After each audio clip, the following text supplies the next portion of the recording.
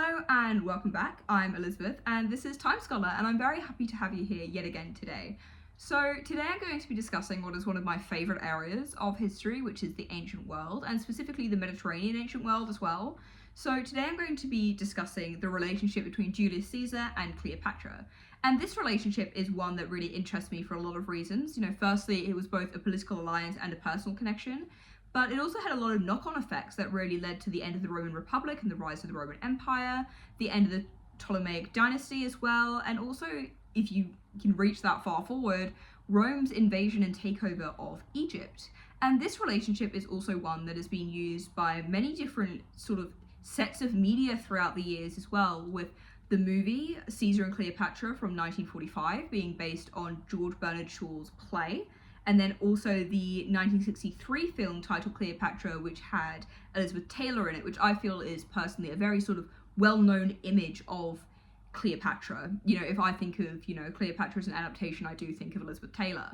So these adaptations as well also really shaped our idea of their relationship, but there's a lot more to it than just what sort of the blockbuster movies have come to say. So if that is something that interests you, make sure to sit back, grab a cup of tea or whatever beverage you prefer, and let's go. So who was Julius Caesar?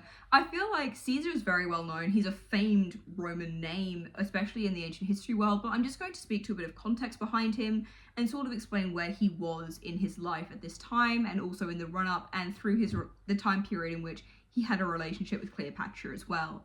So Gaius Julius Caesar, more commonly known as just Julius Caesar, was born on either the 12th or the 13th of July, 100 BCE, and he didn't meet Cleopatra until 48 BCE, which would have made him the age of 52, and Cleopatra was in her early 20s, so that's already an interesting one. But he was famed throughout Rome. He was a Roman general, a Roman statesman, and also a member of the First Triumvirate. And this first triumvirate, there was also a second one, but he was part of the first.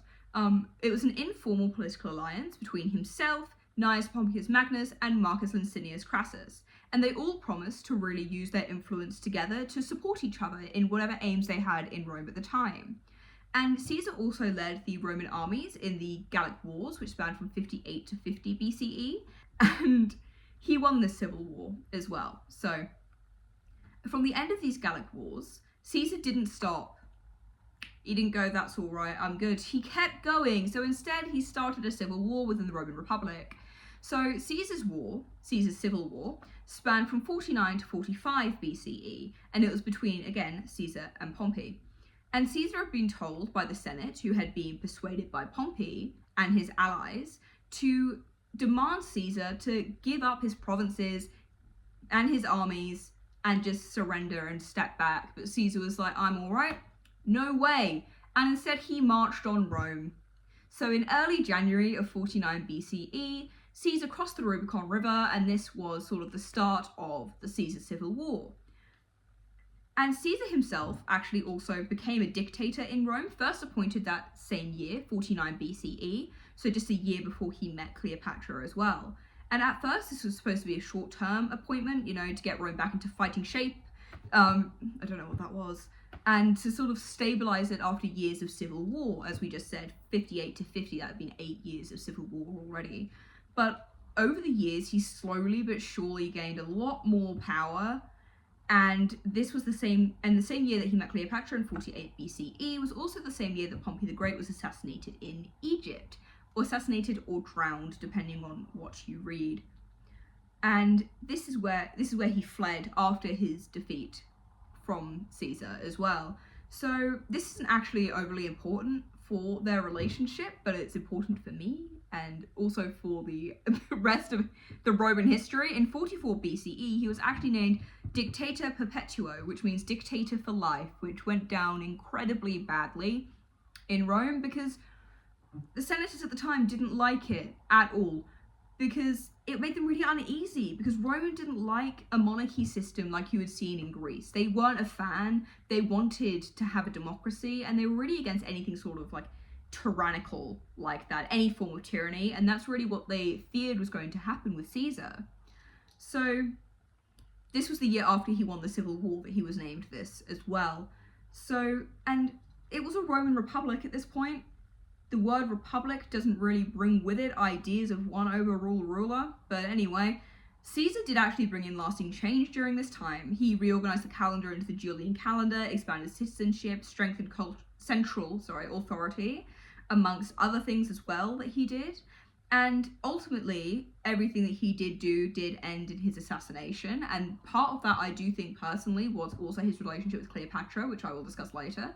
But his assassination and his death is a story for an entire other video, or I will be here all day.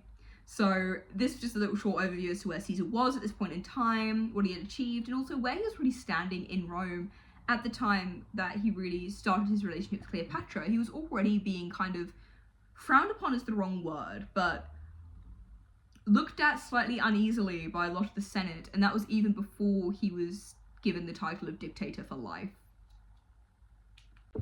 So now that I've discussed who Caesar was, who was Cleopatra? So Cleopatra VII, yes, she was not the first one, despite, in my opinion, being the most famous one. She was born in 69 BCE in Alexandria and was the second of 5 children to Ptolemy XII.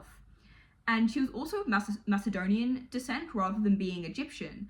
And because she was born during the Macedonian dynasty that ruled Egypt between 323 BCE and 30 BCE.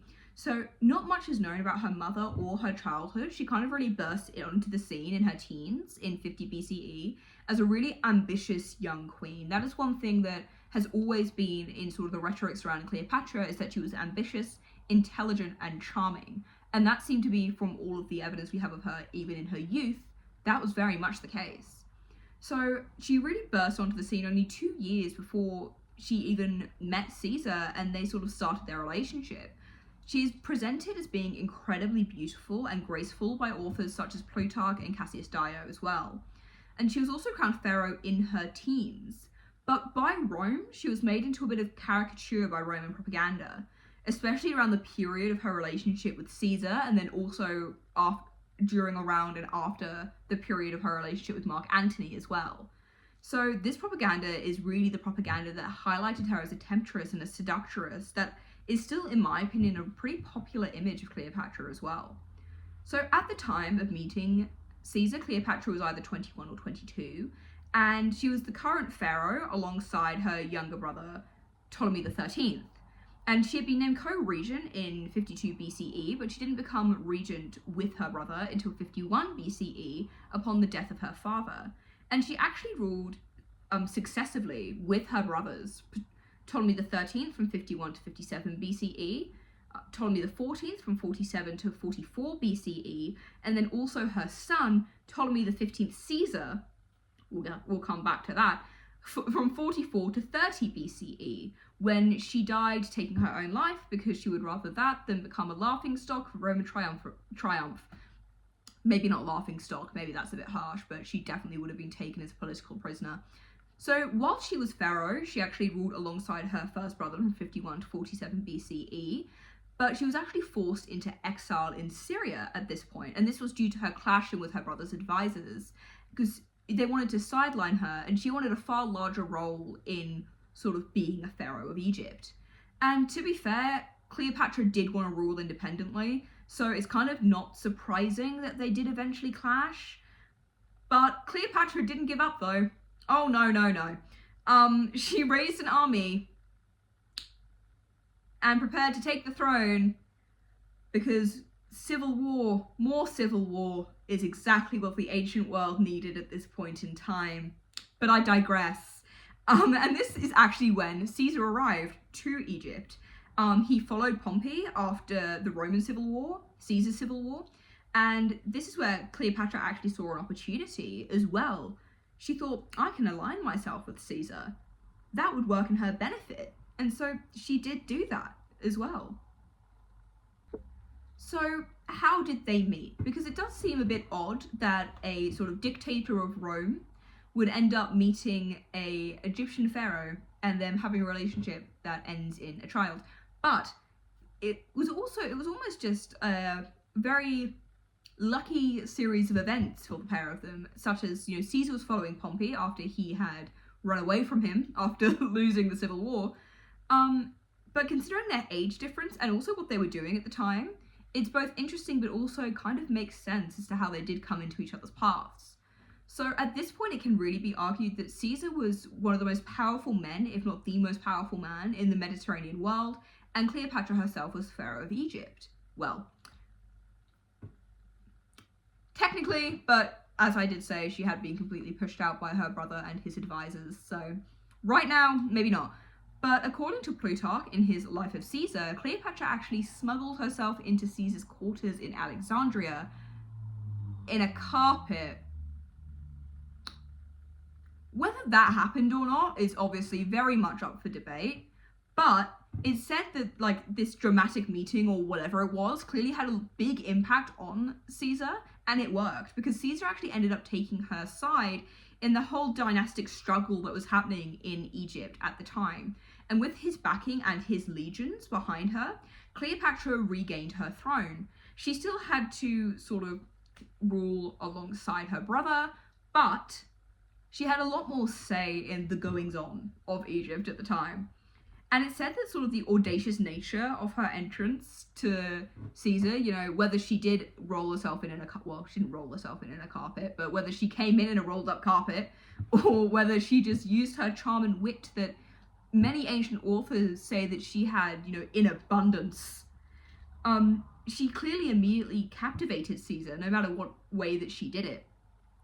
And from this point on, Cleopatra and Julius Caesar were allies and also lovers. There was clearly a very obvious political element to their entire relationship, but there was also an emotional element to their relationship here as well. Like some of the things that Caesar would go on to do, which the Roman Senate did not like him for, in my opinion, really shows the kind of emotional connection that must have been clear between the two of them, even though there was over 30 years between their ages as well. So it's also important to remember Caesar was married through all of this. I do feel like didn't know where to really put it in, but Caesar was very much married throughout this entire time period as well. So the political relationship, because I feel like this is very easy, well, cut and dry, maybe the wrong term, but it's kind of easy to understand why they had any relationship at all. Because their personal relationship does get a lot of focus, especially in modern media, and also when you just think about them, you think about their son, and also then, you know, how she went on to have a relationship with Mark Antony, which in itself is for an entire separate video, because whoop-de-doo was the Battle of Actium something else. But it's important to remember the political aspects of their relationship. After all, that is how the relationship really began. Cleopatra wanted Caesar's support in her fighting civil war with her brother. For Cleopatra, aligning herself with Caesar and getting his support was a way for her to secure the throne once again. But there was also interest here for Caesar, because Egypt was a very wealthy and also strategically vital region in the Mediterranean. With Cleopatra as an ally meant that Caesar was able to strengthen Rome's influence in the Eastern Mediterranean. So it was not just a give, it was a clear give and take relationship between the pair of them. Both of them could really benefit from having this sort of alliance with each other. And Caesar needed Egypt as a stable and loyal ally to help his own endeavours as well. So for Caesar, he was reinforcing Rome's dominance in the Eastern Mediterranean, with Egypt being so wealthy, especially in terms of grain, and whoever controlled it, or had their fingers in the pie, for lack of a better term, could use that wealth as leverage. And for Cleopatra, the military backing of Caesar's legions allowed her to defeat her brother's forces, and his influence even almost guaranteed her recognition after the death of Ptolemy XIII. So after his death, she did rule alongside her younger brother Ptolemy XIV, but it is really true that Cleopatra was now the true power on the throne. So Caesar also stayed in Egypt with Cleopatra for several months, even as turmoil and upset and sort of concern regarding his dictatorship rule was beginning to sort of swirl in Rome, which also highlights the importance of the alliance on a political footing, but maybe also on a personal one. So their personal relationship, it is clear that there was more to the relationship. It was more than just political. Writers such as Plutarch speak to Cleopatra's beauty and charm, her intelligence, wit, and ability to converse on almost any subject as well, which really worked to pull in Caesar. And she could also speak multiple languages as well, which in itself I think is just amazing. But unlike many Ptolemaic rulers, she could also speak Egyptian, which really set her apart from a lot of the other people of the Ptolemaic dynasty and also of the Macedonian dynasty that was in control of Egypt at the time. So the pair actually spent months together in Alexandria during the time in which Cleopatra was fighting her brother Ptolemy XIII. And Caesar even took a trip with her up the Nile, which really, God, Rome didn't like that at all. But it does show that the relationship must have had some level of intimacy that was not just strategic, because this is all my opinion, but I do feel like Caesar would have known that taking a sort of romantic trip up the Nile with Cleopatra would not look very good for him in Rome whatsoever, especially with everything that was surrounding him at the time. So by almost taking this opportunity, there must have been more emotional connection there. Or it might have also just been that Caesar thought he was completely untouchable, but that's by the by. And this is also helped as well by the fact that Cleopatra, their entire personal relationship, is helped by the fact that Cleopatra did give birth to a son in 47 BCE, named Caesarion. And he was never formally named as Caesar's heir, but Cleopatra herself did present him as Caesar's legitimate child, which really strengthened her own sort of political and royal position in Egypt, and in my opinion, probably really worked to weaken Caesar's position even further in Rome, despite he never claimed him as his child and he was really put forth as an illegitimate heir of Caesar. They were already concerned about what he was doing in Egypt. Would help if I could read.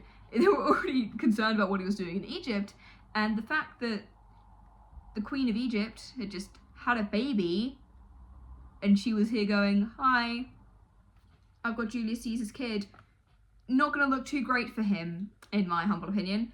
And it was made even worse because Cleopatra actually visited Rome and stayed in one of Caesar's villas, which really shocked Roman society because not only was she seen as a foreign queen, but she was also seen to be intruding into Roman politics. And why, like, I can understand their frustration because what is she doing? Obviously for her, massive political gain, but a lot of people were looking at Caesar and going, do you think this isn't wise? But she was also openly in Caesar's villa with Caesarion, which really blurred the line here between private personal relationship and public politics. And the Senate were not at all happy with what was going on here.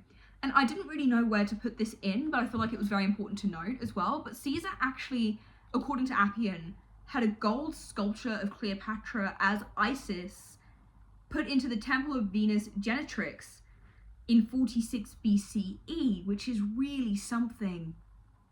Putting a foreign leader into a place of Roman worship. Yeah. So although their relationship did clearly begin as a political alliance, a strategic alliance, it is clear that there is a personal connection there. You know, Cleopatra is the only woman as well that Caesar ever had a child with, that we know of. That's important to note. But Caesar did have other relationships. He was married, but he doesn't actually have any other known children. So what was the Roman perception of this relationship? As I've kind of alluded to, not great. It was actually considered rather, if not incredibly, controversial. Caesar was already married, as I've already noted, and for many in the Senate, they really saw Cleopatra as a dangerous foreign influence as well.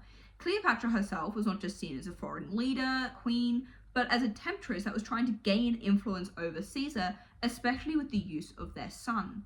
And this gave way to a lot of Roman propaganda that surrounded Cleopatra that has had a stronghold for many, many years, and the propaganda surrounding her was only made worse as well after the Battle of Actium in 30 BCE.